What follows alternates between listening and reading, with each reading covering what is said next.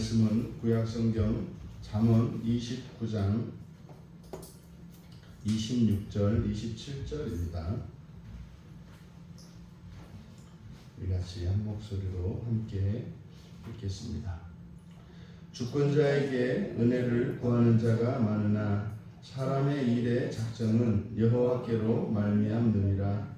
불의한 자는 의인에게 미움을 받고 바르게 행하는 자는 악인에게 미움을 받느니라. 아멘. 부활을 소망하는 삶이라는 제목으로 말씀의 은혜를 나누고자 합니다. 오늘 우리가 함께 읽은 이 말씀에서 부활의 소망을 다시 한번 더 우리가 확인하고, 정말 우리 기독교 신앙의 핵심은 예수 그리스도의 부활의 복음입니다. 그것을 이제 부활의 시작, 죽음에서 이제 사망 권세를 이기시고 셋째 날에 다시 살아나셨던 그 사건을 통해서 장차 다시 오시고 우리들을 부활시켜 주실, 그리고 마지막에 부활을 완성시키실 예수 그리스도의 그 계시가 우리 기독교 신앙의 핵심이고, 우리가 인생을 살아갈 뿐만 아니라 우리들의 신앙생활에 있어서 바로 이 부활의 빛 아래에서 바라보아야 합니다. 26절에서 이제 주권자에게 은혜를 구하는 자가 많으나 사람의 일의 작정은 여호와께로 말미암는다. 여기서 이제 먼저 일의 작정, 끝에 일의 작정이라고 번역되어진 말은 미슈파트를 이렇게 번역한 겁니다. 그래서 많이 의역한 거죠. 미슈파트는 법도입니다. 법도. 우리말 성경에는 공의라고도 번역되어 있고 정의라고도 번역되어 있습니다만, 모세의 율법을 분류하는 기준에서 일상생활, 하나님 자녀들의 일상생활의 기준이 되는 것을 미슈파트, 그래서 이것을 법도라고 우리가 통일되게 이제 해석을 하기로 했습니다. 그리고 사람은 이쉬입니다. 그러니까 거듭난 사람을 나타내는 것이고, 그리고 주권자라고 되어 있는데 이 주권자가 마샬이에요. 이렇게 마샬이라고 하는 것은 이제 지도자를 의미하는데, 이 지도자라고 하는 것은 권위를 가진 사람입니다. 권위를 가진 사람. 그래서 권위자죠, 권위자. 그래서 여기서 이 권위를 가지고 있는, 그래서 우리말 성경에 주권자다라고 했을 때 이것은 어떤 영역이나 어떤 일에 있어서 권위를 가진 사람. 뭐 예를 들어서 이런저런 기술을 가지고 있는 사람들 가운데 권위자는 누구겠습니까?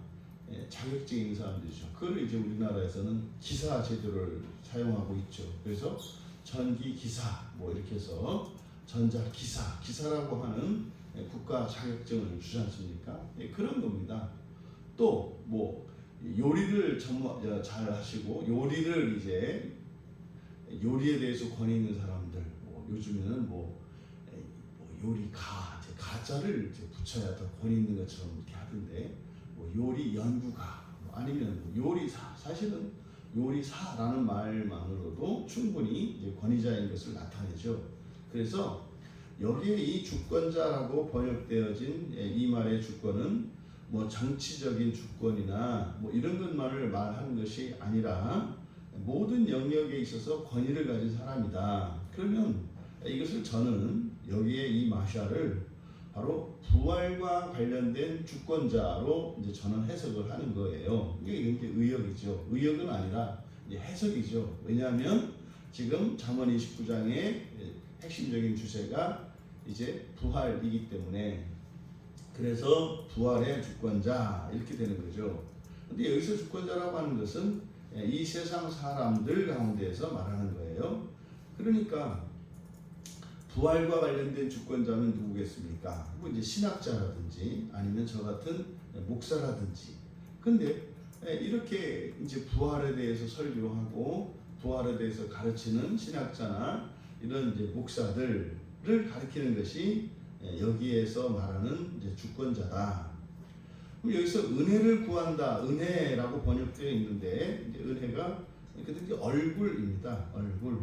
그래서 그대로 직역을 하면 문장의 주어는 이제 여기는 주권자에게 은혜를 구하는 자를 이제 주어로 만들어 삼았습니다만은 뭐 그렇게 해도 되고 아니면 많으나 여기가 이제 사실은 이제 형용사이기 때문에 우리말 성경에서는 이거를 그냥 수식을 했죠. 저는 이제 이것을 이제 주어로 놓고 보면 많은 사람들이 이렇게 됩니다. 많은 사람들이 주권자의 얼굴을 찾으나 이제 우리말 성경에 주권자에게 은혜를 구하는 자가 많으나 이것이 주어와 이제 서술어를 저는 이제 바꿔놓은 것이고 은혜가 아니고 그대로 얼굴 이제 의역을 해서 은혜인 거죠. 그래서 많은 사람들이 주권자의 얼굴을 찾으나 다음에 여호와로부터 일의 작정이 이게 법도라고 하지 않습니까? 그리고 사람이 이슈니까 이슈를 신자로 번역하고 그러면 여호와로부터 신자의 법도가 나온다 이렇게 됩니다. 그러면 법도나 호크 이런 것들은 다 무엇을 의미합니까? 이제 모세의 율법을 말하는데 모세의 율법이라고 하는 것은 사실은 하나님께서 사람에게 주신 구원의 길입니다. 그 구원의 길은 법도죠. 그러니까 율례나 법도나 전부 이것은 사람이 부활하는데 기준이 되도록 하나님께서 제시하신 법이에요. 그러니까 그 율법 자체가 사람을 이렇게 신적 존재로 우리의 본성을 바꾸는 힘이 있는 것이 아니라 하나님이 주신 그 말씀으로 성령께서 우리를 변화시키죠. 그러니까 성경은 문자로 되어 있기 때문에 누구나 다 읽을 수 있습니다. 그럼 누구나 다 성경을 읽으면 동일한 그 구원의 효과를 누릴 수 있느냐? 그렇지 않습니다. 예수 그리스도를 믿는 그 믿음이 있어야 그리고 부활을 믿어야 그리고 그 부활을 소망할 때 비로소 성령께서 그 성경 말씀으로 우리의 마음 속에서 본성을 바꾸어 주시는 것입니다. 그래서 이 모든 조건들이 충족되어야 하는 거죠. 그러면 26절에서 말씀하고자 하는 게 뭡니까? 부활을 위해서 사람들은 주권자를 찾아간다는 거예요. 다시 말해서 부활을 위해서 사람들이 생각하는 어떤 권위자, 이런 주권자에게 그들이 제시하는 길을 따라간다는 거죠. 그런데 성경은요 그렇게 말하지 않습니다. 부활의 주권은 오직 예수 그리스도만이 가지고 계십니다. 그런데 그 부활의 주권이 사도들에게 위임되었죠. 사도들에게 위임되었던 그 부활의 주권은 교회에 주어집니다. 이때 교회라고 하는 것은 직분과 이런 모든 직분자들과 이 교인들이 모여서 교회를 이룹니다만 사실은 여러분 교회의 핵심은 성경입니다. 성경입니다. 종종 오늘날은 인본적인 생각에 이제 교회를 사람이라고 이렇게 동일시하는 말씀들을 하시는 분들이 대부분이죠. 그러면 그게 굉장히 설득력 있게 들려요. 여러분 교회는 건물이 아니라 사람이 신자가 교회입니다. 그래서 신자들이 모여있는 신자들 자체가 교회지 무슨 이런 건물이 교회가 아닙니다. 이렇게 말씀하시는 분들이 대다수죠. 그러면 되게 설득력 있게 들려지거든요. 그런데요, 그거는 뭐 개인의 주장일 뿐이고 교회가 교회되려면요, 누구의 교회입니까? 하나님의 교회여야 하잖아요. 그러니까 하나님의 교회, 그러니까 교회는 맞아요. 사람들의 모임으로서의 어떤 교회를 의미한다면 그렇죠. 그 모임의 주체는 사람이니까 사람이 건물보다 중요하겠죠. 근데 말입니다. 성경에서 교회는 그렇게 이야기하지 않아요. 사도들이 예수 그리스도의 반석이신 예수 그리스도 위에서 사도들의 터 위에 이렇게 결합되어 있는 겁니다. 이렇게 결합되어 있는 것이 교회예요. 그러면 그 모든 것의 시작은 바로 하나님이기 때문에 성경이 교회의 핵심입니다. 성경이 교회의 핵심이지. 여러분, 아니 성경이 없는 사람들의 모임이 교회가 되겠습니까? 아니 말이 안 되죠. 그럼 여러분, 성경이 없는 사람들의 모임이 교회가 될 수 없듯이, 그러면 성경이 되려면 성경을 맡은 목사가 반드시 있어야 합니다. 그래서 이 목사, 성경이 있어야 하고 그 성경을 통해서 하나님의 계시를 전달하는 목사가 있어야 하고, 또 성경 말씀을 믿는 신자들이, 그리고 하나님의 전으로서 성령을 받은 것이 우리 신자들이고, 그들이 실제적으로 물리적 공간으로서의 예배당이 있어야 합니다. 예배당이 없으면 그건 교회가 아니에요. 종종 뭐 이렇게 언제 우리가 이렇게 모였느냐, 초대교회는 가정에서 모였다. 장소가 있잖아요. 장소가 있잖아요. 고정적으로 모이는 장소가 있어야 한다니까요. 이게 장소가 이 세상에서의 단순한 형식 요건이 아니라, 이 장소는 바로 보이지 않는, 하지만 확실히 있는 하나님 나라에 대한 예표적 공간으로서 필요한 거예요. 그래서 고정적인 예배의 장소가 필요한 겁니다. 이게 교회예요. 그러니까 여호와로부터 신자의 법도가 나온다 할 때, 신자의 법도는 부활의 길을 가리키는 것이고, 단지 이것은 법도, 구체적으로 모세의 율법을 나누는 분류할 때 네 가지 기준 중에 하나만 의미하는 게 아니라 하나님의 말씀 전체를 뜻하고, 그것은 오늘날 우리들에게는 교회, 정상적인 교회를 의미한다. 그러니까 26절은 그저 사람들은 그저 이렇게 부활을 믿는, 여기서 사실은 신자가 대상이란 말이에요. 신자는 부활을 믿는 사람들이잖아요. 그러니까 그 사람들조차 성경 말씀을 따라서 부활의 길을 가는 것이 아니라, 사람들의 얼굴을, 다시 말해 사람들이 생각하는 권위자의 지도와 인도를 따르며 많은 사람들이 그렇게 간다는 거죠. 맞지 않다는 거죠. 오직 부활의 길은 성경에만 제시되어 있습니다. 27절에 의로운 자들의 가정한 것은 불의한 신자요 20절에 불의한 자는 의인에게서 미움을 받고 바르게 행하는 자는 악인에게서 미움을 받느니라. 여기서 이제 미움을 받다, 이게 토에바죠. 토에바는 이제 명사예요. 혐오, 가증스러운 것, 미운 것, 이런 것입니다. 그러니까 이 토에바는 아주 이렇게 정말 그 발음도 토에바로 시작됩니다만 의미도 이렇게 토해버릴 것만큼 토할 정도로 혐오하는 거예요. 더럽고 아주 싫은 겁니다. 이게 토에바예요. 그래서 그대로 번역을 하면 의로운 자들의 가증한 것은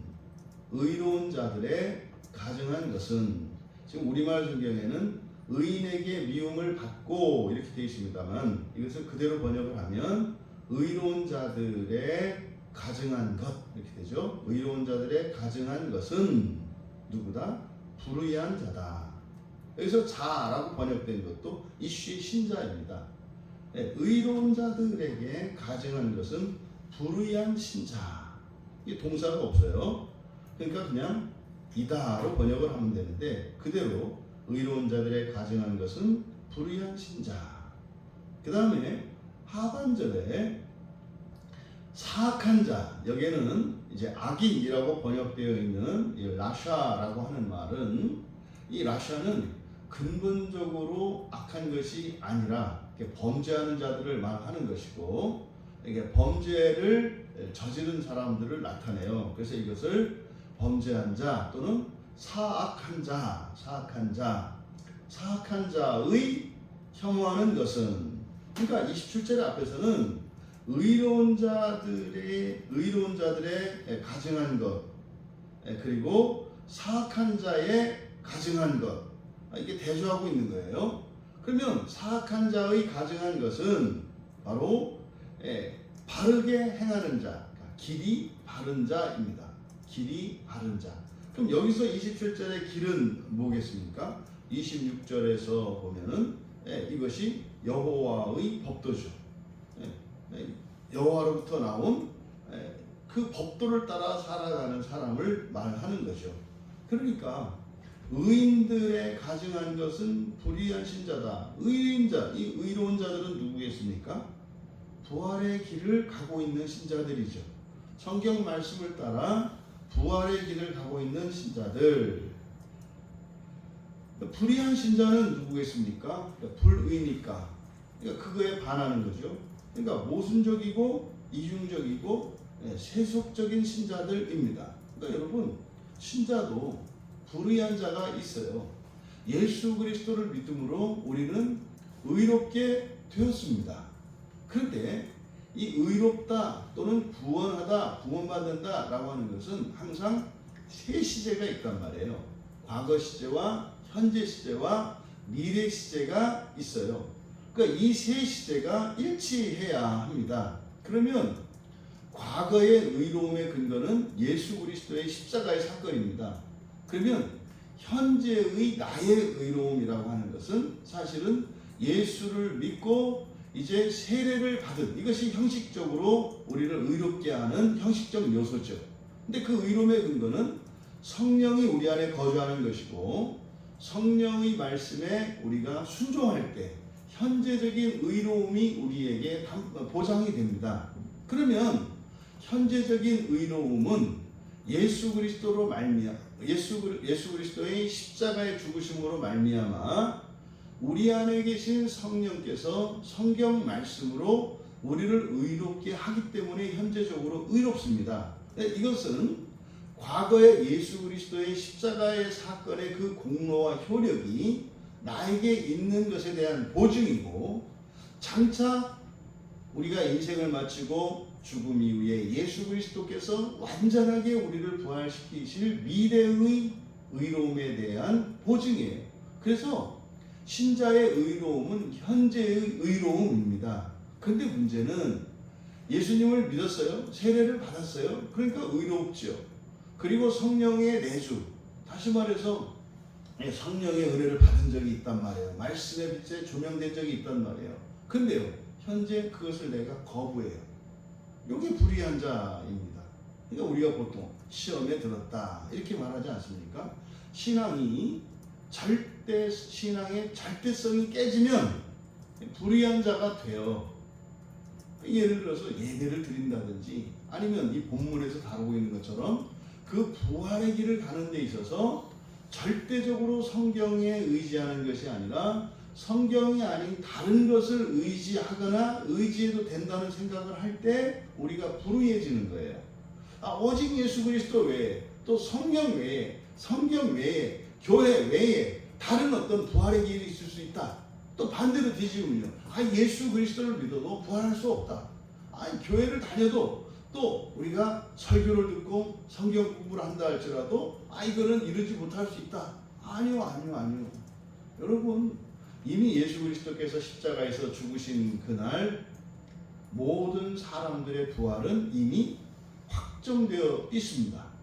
그럼 여러분, 현재의 의로움이 우리에게 문제가 되는 것은 뭘까요? 사실은 현재의 의로움과 불의함의 그 차이는 무엇이겠습니까? 부활을 할 수 있느냐 없느냐의 차이가 아니에요. 이것은 지옥과 관련되어 있습니다. 현재 불의한 자, 그러니까 죽는 그 순간에 있어서 그 사람이 불의한 자였다면 그 사람은 지옥을 거쳐야 할 것이고, 죽는 순간에 우리가 의로운 상태였다면 지옥을 거치지 않는 겁니다. 조심할 것은요, 그러면 마지막 죽는 순간 그때 완전히 한판 승부구나 이렇게 가서는 안 된다 이 말이에요.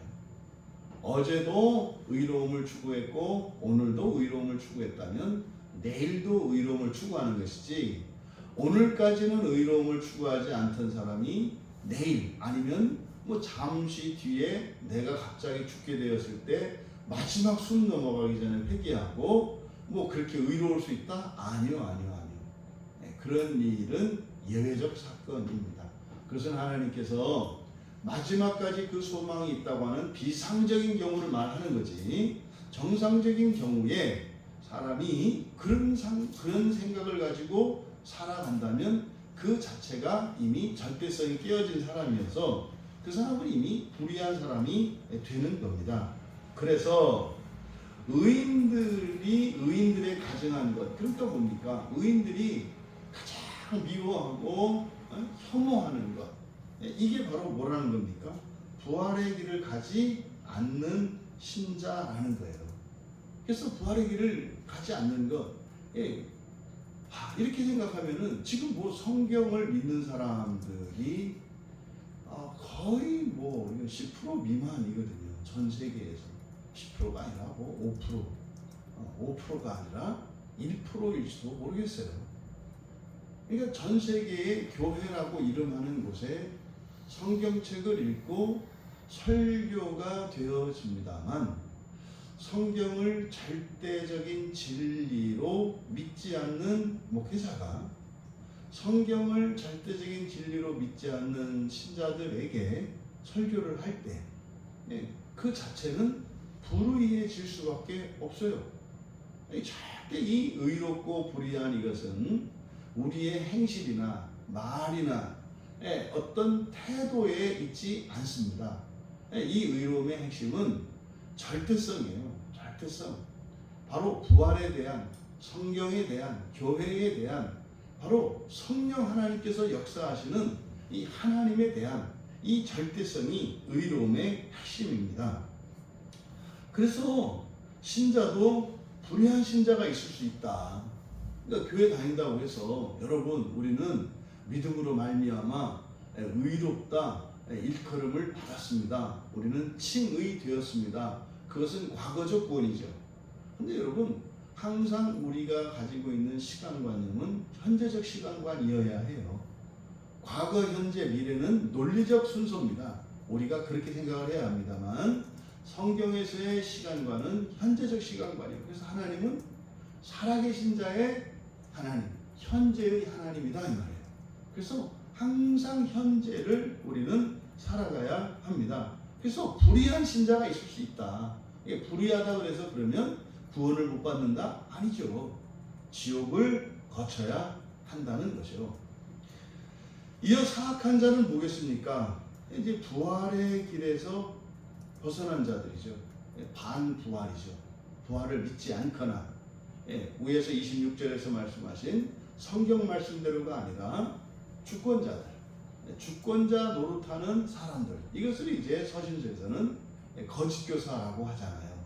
이 거짓교사들에 이끌리는 사람들, 이런 사람들이 이제 사악한 자란 말이에요. 그들이 혐오하는, 그들이 가증한 것, 다시 말해 혐오하는 것, 싫어하는 것, 그게 뭐예요? 길이 바른 자다. 그래서요? 아니 그렇게 맨날 성경 이야기하느냐? 이 말씀을 이제 준비하면서 그 생각이 들어요. 왜 목사님 이렇게 자꾸 이렇게 너무 지나칠 정도로 성경 하십니까? 정말 그렇구나. 그러니까 성경을 추구하면 결국에는요 부활이라고 하는 목표가 선명하게 보여요. 근데 성경을 보지 않으면요 부활이 희미해집니다. 그래서 이것은 무슨 거의 비유처럼 여겨지는 시대예요. 이 시대 교회가. 그러니 부활 얘기를 하면 아니 사실도 아닌 것을, 있지도 않은 것을 그렇게 뭐 기승전 부활을 말하면 되는가? 어떻게 현실적으로 이렇게 현대 사회를 살아가는 사람들을 위로해주고, 마치 주일날 교회에서 이런 목회자들의 설교의 핵심이 교인들을 위로해줘야 된다고 생각하는 분들이 과반수의 과반수 훨씬 더 넘죠. 그렇지 않죠. 아니 뭐 위로받을 데 없어서 교회 와서 위로받습니까? 교회는 위로를 주는 것이 아니라 후벼파는 것이거든요. 후벼파기만 하는 게 아니라 고치는 것이잖아요. 그래서 고치는 것이지 위로하는 것이 아니에요. 위로받으려면 저기 정신과 의사 선생님들하고 상담받으면 아주 위로 잘 받을 수 있어요. 모든 말 다 믿어주고 하는 대로 다 들어주고 그냥 애쓰셨겠네요. 수고하셨겠네요. 얼마나 힘드셨어요. 뭐 그런 데 가면 돼요. 여러분, 절대 교회는 부활의 목적을 잃어버리게 되면 본질이 변질되기 때문에 기능도 변질되고 관계도 변질되고 모든 게 변질되는 거예요. 그래서 당연히 사악한 자가 혐오하는 것, 이것은 길이 바른 자다. 여러분, 신자도 어떤 자가 있다? 사악한 자가 있다. 여기 등장하는 모든 사람들은 다 신자예요. 그러니까 사악한 신자도 있는 거예요. 그러면요, 부활을 위해 살지 않는 거죠. 부활을 위해서 살지 않기 때문에 부활을 위해 살아가는 사람들을 싫어한다는 거예요. 어느 정도로? 토해버리고 싶을 정도로. 그러니까요, 그렇게 미워. 부활을 말하는 부활 이러면 미워, 싫어, 이거죠. 그럼 여러분, 바로 결국 불의한 자나 사악한 자는 무엇과 관련된 거예요? 부활과 관련된 거예요. 의롭다라고 하는 것, 또 바른 길을 간다, 이것은 바로 무엇과 관련된 거예요? 부활과 관련된 거예요. 그러니까 기독교 신앙에서 부활이 사라지면 끝납니다. 그러니까 결국 사탄이 바라는 것은 뭐예요? 우리들을 자신들의 운명처럼 되어 있는 지옥에 꼭 데리고 가서 거기를 구경시켜주고 싶은가 봐요. 근데 이게 구경만 하는 데가 아니라 겪어야 하는 곳이기 때문에 절대로 가서는 안 되는 거죠. 결국 여러분, 그리스도인을 하더라도 부활의 소망을 위하여 살지 않는다면 불의하게 되고 또 사악하게 되어서 지옥을 거치지 않을 수 없다는 겁니다. 그러니까 여러분, 이것은 항상 하나님의 말씀은 도덕성을 넘어서요. 도덕성이 우리로 하여금 신앙생활을 하게 하는 것이 아니라 우리의 신앙과 우리의 의로움이 도덕을 능가하게 합니다. 그래서 도덕적 수준에 못 미치는 사람도 예수님을 믿으면 단번에 모든 도덕적 기준을 뛰어넘는 것이 아니라 서서히 이 도덕성을 갖추게 되어서 변화가 나타나요. 인격의 변화가 이 도덕성을 갖추게 하죠. 그래서 이게 동시에 일어나는 사건이란 말이에요. 우리의 신성의 변화를 입는 것과 인성의 변화가 함께 일어나요. 함께. 실제로 신성이라고 하는 것은 인성을 초월하는 것입니다만, 이런 인성과 신성의 진전이라고 하는 것은 동시에 일어나기 때문에 신자라 할지라도 불신자들보다 도덕성이 떨어질 수 있어요. 하지만 중요한 것은 그게 아니라 이 신성의 변화죠. 그래서 지속적이고 점진적인, 쉬지 않는 이런 변화, 핵심은 뭐다? 부활의 추구입니다. 부활의 추구.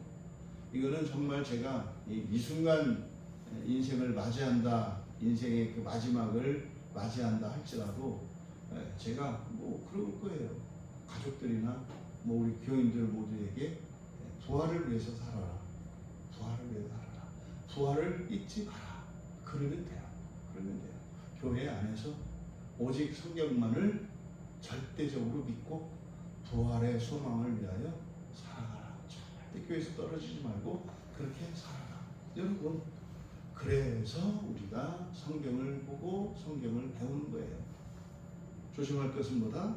이것 자체가 우리에게 부활을 주는 것은 아니다. 하지만 이 성경으로만 성령 하나님께서 우리를 부활시킨다는 것.